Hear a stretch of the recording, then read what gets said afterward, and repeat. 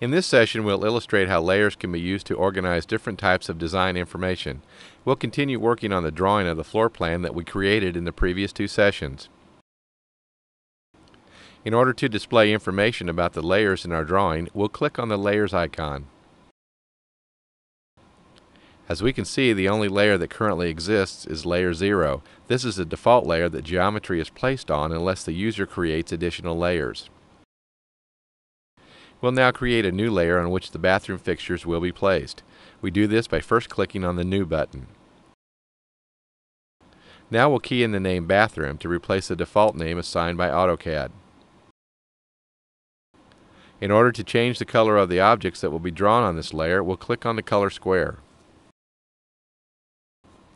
Now we'll select the color cyan and then click on the OK button.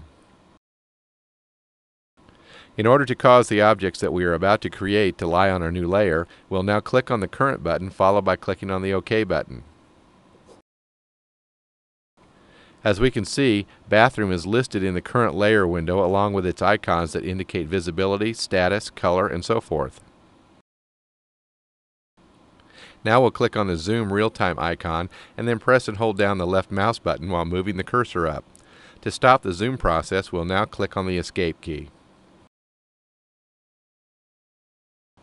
We'll now click on the Pan icon and then reposition the floor plan, followed by pressing the Escape key to end the Pan option.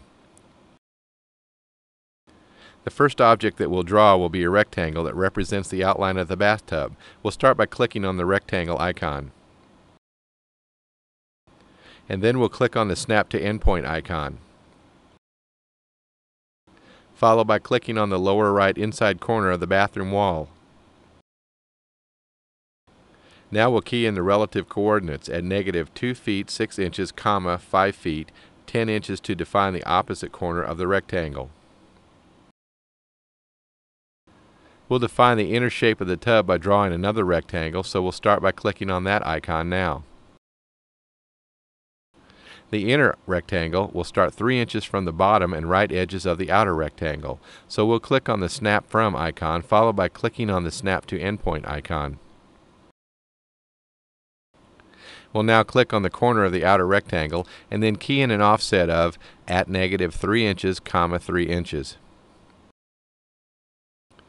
To define the other corner, we'll key in at -2 feet, 4 feet 7 inches. In order to place fillets at the corners, we must first click on the Explode icon and then select the rectangle that we just created. We'll now right-click to end the Explode command, which breaks the rectangle into 4 separate lines. We'll now use the Fillet command to first specify the radius as 3 inches and then place a fillet at each corner. Creation of the other objects in the bathroom can be done using similar techniques. Now that we have objects on 2 different layers, let's take a look at how we can modify their visibility. We'll start by clicking on the Layer control box. We'll now click on the light bulb icon of Layer 0, followed by clicking on the bathroom layer again. Notice that the walls that are defined on Layer 0 are no longer visible. This is because the display of everything on Layer 0 has been turned off. Let's now reverse the process and make Layer 0 visible and turn off the display of the bathroom layer. We'll also make Layer 0 the current layer by clicking on its name. We'll now illustrate how objects can be moved between layers. We'll start by creating a new layer named Walls and set its color to green. We'll now set this new layer as our current layer. Now we'll left-click and hold the left mouse button while dragging a window that encloses the entire floor plan. We'll now left-click the mouse again to select all of the enclosed objects. We'll now move all of the selected objects to the layer named Walls by first clicking in the Layer control box and then clicking on the name Walls. We'll now click the Escape key twice to end the process.